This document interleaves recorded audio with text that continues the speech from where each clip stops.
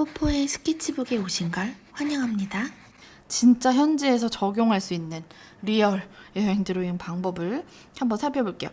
요즘에 제가 약간 만년필에다가 번지지 않는 요런 잉크들 있죠? 잉크를 넣어놓은 상태라서 지금 빼서 보여드리긴 좀 어려운데 제가 원하는 색으로 바꿔서 요즘 드로잉을 좀 하고 있어요. 우선은 이런 복잡한 유럽에 여행을 가실 경우에는 보통 되게 이렇게 멋진 풍경이 있는데 너무 복잡하죠. 이거를 그 자리에 앉아서 쭉쭉쭉쭉 막 빨리 그리는 거는 초보들한테 되게 힘들어 보이기도 하고 어떻게 해야 될지도 막막하고 색칠을 또 다 하자니 그 자리에서 아무 데도 못 가고 계속 앉아 있어야 될 것 같고 이런 생각이 들잖아요.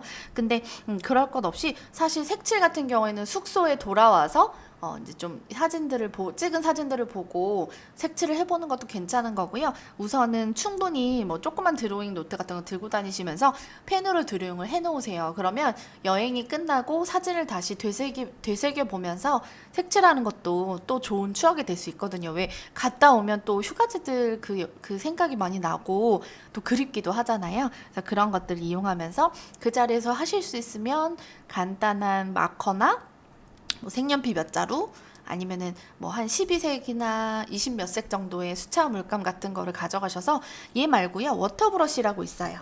워터브러쉬라고 요렇게 별로 비싼 가격은 아닌데 여기 이렇게 분리를 해가지고 이렇게 돌돌돌돌 돌리면 분리가 돼요. 그래서 여기다가 속에다가 물을 받아서 휴대하고 다니다가 아니면 화장실 같은 데에서 아니면 생수병 가지고 다니시면서 그냥 넣으셔도 되고요. 생각보다 여기 있는 물 굉장히 오래 써요. 그래서 물티슈 하나거나 아니면 바닥에 이렇게 좀 꾹꾹꾹 여기를 누르면 이렇게 누르면 여기에서 저장돼 있던 물이 뚝뚝뚝 떨어지면서 나오거든요. 그래서 여기에 묻어있는 색깔을 이렇게 씻어주는 역할을 하기도 하고 너무 물이 부족할 때 물을 수급하는 역할도 하기 때문에 얘들은 따로 물통이 없어도 쓸 수 있는 워터브러쉬예요. 이런 걸 쓰거나 아니면 작은 휴대용 물통을 가지고 다니시는 것도 괜찮은 방법인 것 같아요. 우선은 저는 쉽게 이걸 드로잉하는 방법을 알려드릴게요. 일부러 그래서 다소 복잡한 이미지를 갖고 왔어요. 이런 것들은 보통 초보이신 분들은 엄두를 좀 못 내시잖아요. 근데 우선은 모든 걸 다 열심히 스케치할 필요는 없다가 첫 번째 포인트고요. 두 번째는 내가 이 많은 풍경 중에서 조금 더 핵심으로 내 마음에 와닿았던 거 위주로 스케치를 하시는 게 진짜 여행 드로잉이라고 할 수가 있어요. 사실 사진보다 더 정확한 건 없잖아요. 그림으로 어설프게 잘 못 그리고 모두 다 그리려고 하다가 망할 바에야 사실 사진을 한 장 탁 찍으면 완벽하게 그날의 공기라든지 공기 입자라든지 색깔 햇빛까지 다 저장이 되잖아요. 근데 과연 사진과 여행 드로잉은 어떤 점이 다르냐 하면은 여기는 이제 내 감정이 들어가는 거죠. 그래서 이렇게 많은 건물이 있지만 예를 들어서 나는 이 건물하고 요 건물이 내 마음에 너무 예뻤어요. 빨간 지붕도 너무 특이하고 이 동그란 돔 모양도 너무 마음에 들었어요. 예를 들어. 그리고 이런 나무들은 시야를 가려서 좀 아쉬웠다고 쳐봐요. 그러면 이런 것들은 그렇게 막 자세히 할 필요가 없고 내가 포인트 주고 싶은 곳에만 여기랑 여기에만 딱 지붕만 색칠을 해도 예쁠 것 같아요. 그래서 오히려 나무들은 스케치를 해주되 색칠은 하지 않아도 되고요. 생략을 해주셔도 됩니다. 그래서 크게 보면은 네모난 건물 하나, 여기도 네모난 건물, 그리고 동그란 돔, 여기에는 이쪽 방향으로 지금 방향이 다르죠. 얘네는 직선 방향인데 얘네들은 약간 이렇게 기울어져 있는 방향이에요. 방향이 전혀 다른 건물 세 덩어리라고 생각을 하셔도 돼요. 실제로 건물 수는 굉장히 많지만 그걸 모두 다 의식해서 하실 필요는 없어요. 그래서 보통 저는 이거 딱 엽서 크기거든요, 여러분. 뒤로 돌리면 엽서가 되고 앞으로 이렇게 하면은 그 종이를 그릴 수 있는 제가 원래 가지고 있었던 조그만 종이에요. 여기다가 한번 그림을 그려볼게요. 두 번째는 삐뚤빼뚤하거나 겹쳐진 선도 괜찮다. 약간 삐뚤빼뚤한 게 또 펜 드로잉의 멋이거든요, 여러분. 그거를 생각하셔서 너무 정확하게 자로 잰 듯이 하려고 하기보다는 좀 이렇게 미리 그림 그리기 전에요.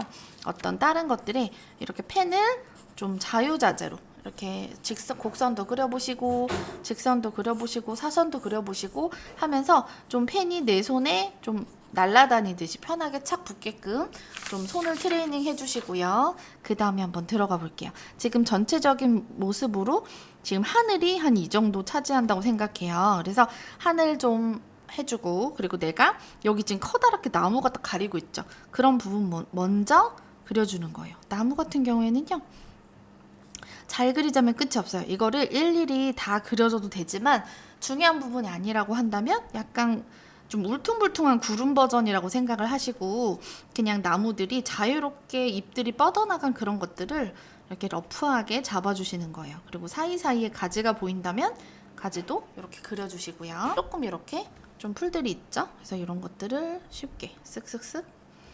아, 선생님처럼 이렇게 쓱쓱쓱 안 그려져요. 저희 수강생님들도 그렇게 말씀을 많이 하거든요. 근데 이거는 어쩔 수 없이 여러분 연습을 조금만 많이 해보시면 괜찮아요. 그래서 사실 제가 쓴 선도 보면 진짜 별거 없어요.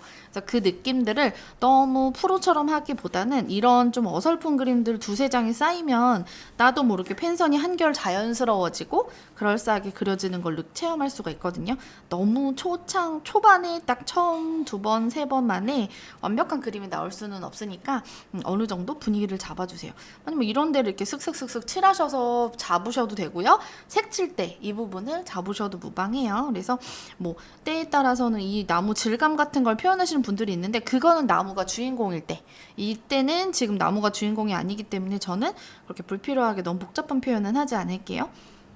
지금 진짜 금방 그렸죠. 벌써 굉장히 많은 부분이 채워졌죠. 이렇게 되고 그 다음에 밑에 여기 자, 건물과 여기 건물이 있어요. 근데 보통 사람들은 이런 디테일한 창문들이나 이런 묘사된 이런 막 자잘한 난간 이런 거를 먼저 눈에서 캐치를 한 다음에 저걸 어떻게 그리지?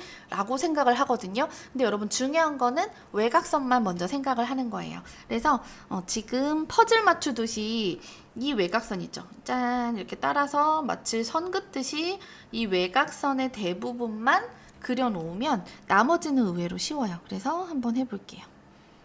이게 정확하게 똑같지 않아도 돼요, 여러분. 그냥 대강의 지붕과 굴뚝과 저도 엄청 틀려요. 근데 이게 항상 얘기하지만 여행 드로잉은 정확한 게 중요하지 않아요. 내가 느낀 그날의 풍경이라든지 나의 약간 어설픈 그런 손맛 이런 것들이 굉장히 매력적인 거기 때문에 완벽한 드로잉보다는 약간 느낌 있는 나만의 느낌이 살아있는 드로잉이라고 생각하시는 게 나을 것 같아요. 이런 식으로 그냥 대강 그려주세요. 저도 지금 많이 빼뚤빼뚤 틀리거든요. 그런 거 너무 개의치 마시고 여기 옆에도 건물이 좀 있으니까 이런 식으로 이어지는 것처럼 해주시고, 보면은 여기도 지붕이 하나 있죠. 그래서 이 선도 한번 그려볼게요. 그냥 이렇게 제가 지금 바람의 날 손으로 잡다 보니까 조금 좀 이런 것도 눌러놔야겠어요. 이런 식으로 대강대강 그렸어요. 자세한 건 언제 그려요? 이따가요. 지금 자세한 건 신경 쓰다 보면은 또 그리고 여러분들이 진짜 만약에 여행지에 앉아서 그림을 그린다고 생각해 보세요. 사람도 앞으로 막 지나다니고 혹시나 오토바이나 자전거가 지나다닐 수도 있고 뭐 이렇게 주변에 여러 가지 환경이 있어요. 뭐 그러다가 화장실에 갑자기 가고 싶을 수도 있고 배가 고플 수도 있겠죠. 근데 이거를 너무 이렇게 한 세월처럼 여기 막 창문 하나하나 다 그리고 막 이러다 보면 반도 못 그리고 아직 분위기도 안 나왔는데 너무 시간이 오래 지나서 이제 그만 가야겠어 이런 생각을 할 수도 있거든요. 그래서 미리 전체적인 풍경을 담아놓고 나머지 부족한 부분은 그림 그리기 전에 먼저 사진을 찍으세요. 그 다음에 이거는 언제든 내가 귀환해서 뭐 숙소나 어디 다른 데 가서 이어서 그릴 수 있게끔 그렇게 만들어 놓고 마음을 편안한 상태로 만든 다음에 그림을 그리셔야 훨씬 부담이 안 가요. 이 자리에서 아니면 난 못 그려 이런 식으로 해버리면 여행 드로잉 자체가 진짜 두 번 다시 하고 싶지 않을 수도 있어요. 그거 저번에 해봤는데 여행도 여행대로 못하고 시간은 시간대로 가고 볼거리도 못 보고 나 너무 힘들었어. 이런 생각이 만약에 가져진다면 한 번에 그동안 씁쓸한 여행들은 추억으로 끝이 나겠죠. 그래서 그렇게 하지 마시고 전체적인 외곽을 다 잡습니다. 그래서 여기에 구획만 잡아놓고 이쪽에 풀을 좀 잡아놓은 다음에 여기 외곽에 건물을 잡을게요. 근데 아까도 말했듯이 너무 디테일한 스케치는 좋지 않아요. 그래서 대충 펜스가 한 2개 있고 돔 형태의 약간의 건물이 있고 이렇게 네모난 건물이 있어요. 요거를 삐뚤삐뚤하더라도 그냥 느낌대로 쓱쓱쓱쓱 그려주세요. 사실 저도 막 말하면서 하기 때문에 평소보다 훨씬 세밀하게 그릴 수가 없는 상황이라서 오히려 그 현지에서 여행 드로잉 하는 그 리얼한 느낌이 오늘 살 것 같아요. 너무 잘 그린 걸 하기 위한 것보다는 진짜 현지에서 적용할 수 있는 리얼 여행 드로잉 방법을 한번 살펴볼게요. 이렇게 그리다 보면은 여기 구획이도 너무 넓어져서 이쪽 건물을 못 담을 수도 있거든요, 여러분. 사실 이렇게 여기부터 이렇게 쭉쭉 시작하기보다 여기 하나 기둥 잡아놓고 또 여기 시작하는 두 건물의 사이 있죠? 거기를 먼저 표현하시는 게 좋아요. 전 조금 잘리게 해도 될 것 같아서 이런 식으로 여기 지금 여기 건물 있죠? 여기 지붕.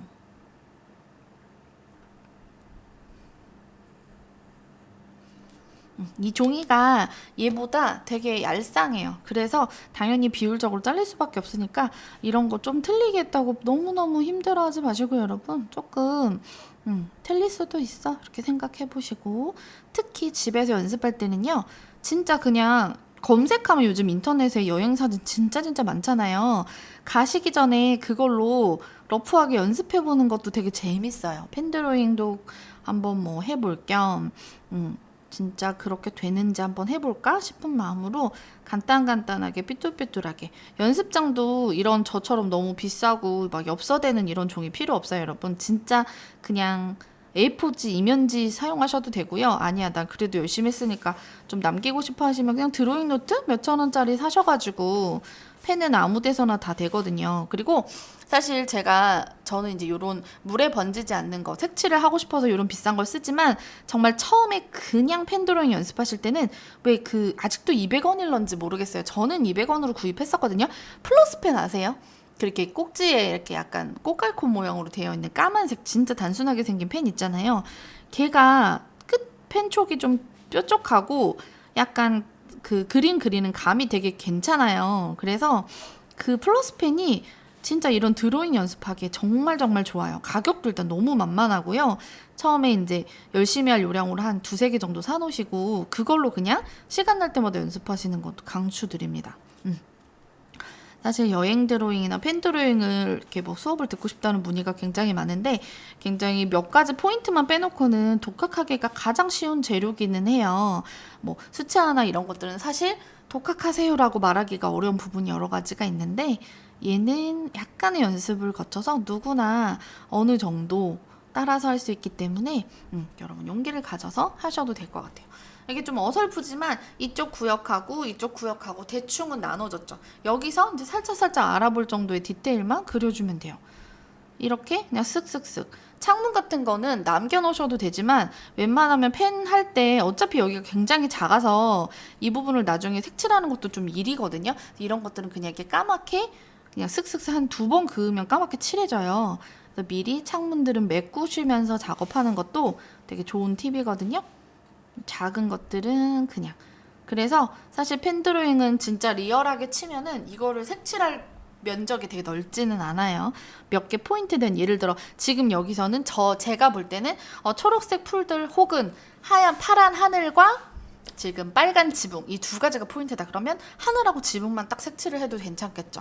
모두를 다 그리거나 표현하는 것보다 어느 정도 덜 그린 그림 같으면서 느낌 있게 하는 게 더 여행 드로잉에서 멋스러우니까 그런 면을 활용해 보셨으면 좋겠어요. 그럼 제가 빠르게 한번 스케치를 해볼게요, 여러분.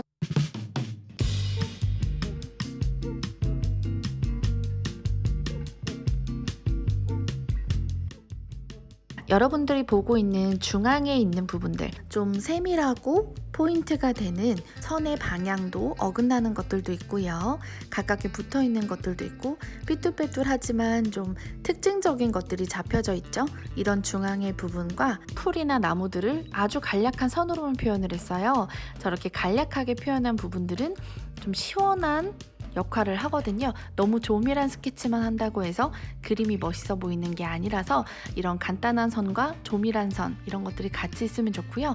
마지막으로 창문을 까맣게 칠했다거나 십자가 표시를 해줬다거나 선이 여러 번 겹쳐져서 면처럼 보이는 부분들이 중간중간 들어간다면 굉장히 조화가 좋은 펜 드로잉이 완성된다고 볼 수가 있어요. 그럼 우선 꼭 기억해야 될 포인트 한번 다시 상기해 볼까요? 모든 걸 다 열심히 스케치할 필요는 없다가 첫 번째. 두 번째는 삐뚤빼뚤하거나 겹쳐진 선도 괜찮다. 자세한 건 언제 그려요? 이따가요. 그래서 미리 전체적인 풍경을 담아놓고 나머지 부족한 부분은 그림 그리기 전에 먼저 사진을 찍으세요. 그 다음에 이거는 언제든 내가 귀환해서 뭐 숙소나 어디 다른 데 가서 이어서 그릴 수 있게끔 그렇게 만들어 놓고 마음을 편안한 상태로 만든 다음에 그림을 그리셔야 훨씬 부담이 안 가요. 오늘도 긴 시간 영상 함께 해주셔서 너무나 감사드리고요. 이거는 제가 펜하고 잉크를 사용해서 그려본 그림입니다. 여러분들도 지금 도전해보세요. 자, 그러면 저는 다른 영상으로 다시 돌아오고요. 여러분 좋아요와 구독도 부탁드립니다. 안녕!